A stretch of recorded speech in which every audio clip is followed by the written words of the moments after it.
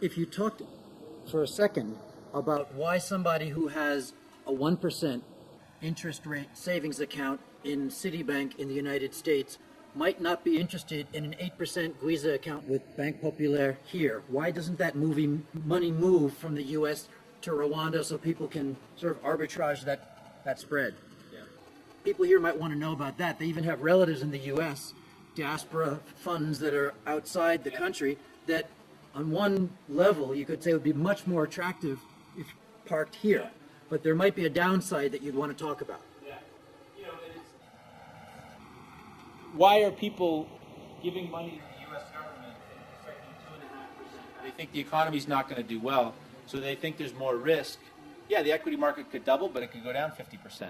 So they're assigning intuitively a probability to all those things happening. So there's a risk to doing that. So people buy bonds. And actually somebody made the point last night, I think one of your colleagues made the point last night that, forget equities. You all should be buying bonds and putting money into savings. And the reason is it's lower risk. And it works between countries as well. The U.S. Federal Reserve has a track record of paying back all of their bonds since the first one was issued in the mid-1800s. So the risk is probably lower, and I don't know what's going to happen in the world, so I'll give my money to Citigroup at 1%.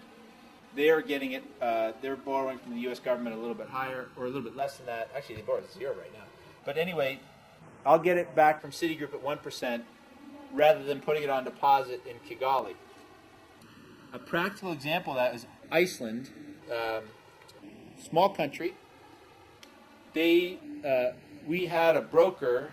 We had somebody who called me and said, "Hey, I got a great deal for you.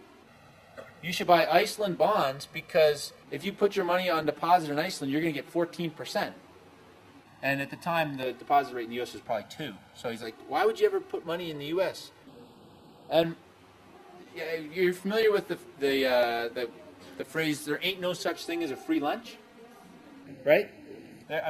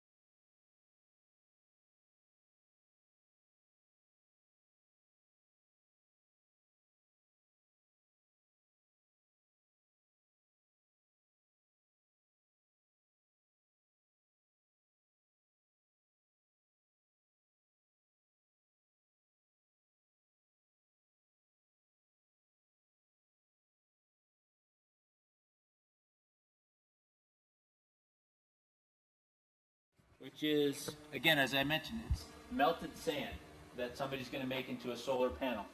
So they sell that polysilicon for, right now, about $60 per kilogram times the volume.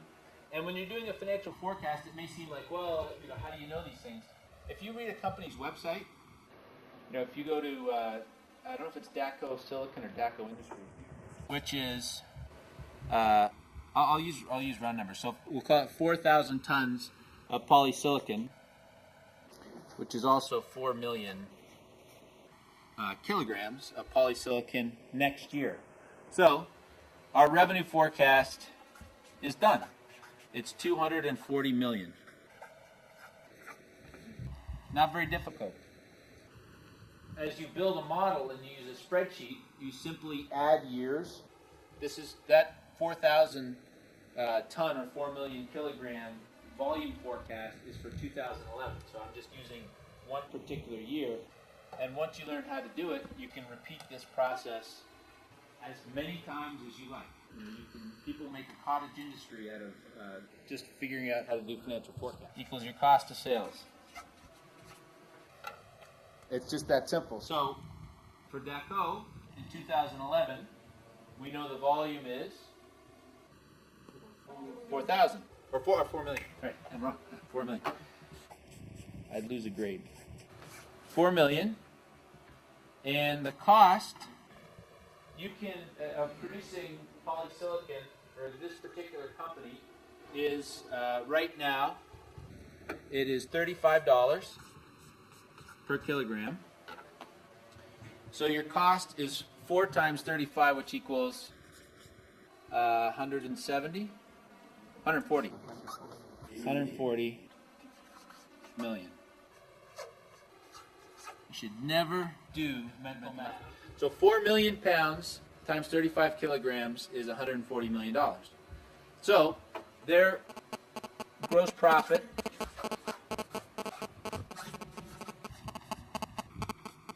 is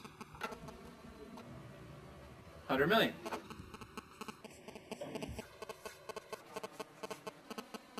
Now, at a simplistic level, that's really what financial forecasting is all about. Price times volume is your revenue. Volume times your cost is your cost. The difference between those two is your profit. Anybody who's ever started a business, from selling water to lemonade, when you're a small child, to people who are passing by, knows that your revenue per unit better be higher than your cost per unit. Within each of these components, you can get more complicated. Price, it's $60. How do I know it's $60? Base case.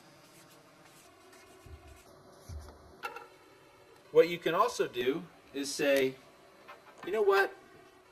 There's a possibility that when I get to the market with my product, it's not going to be $60. So I'll probably want to run a downside case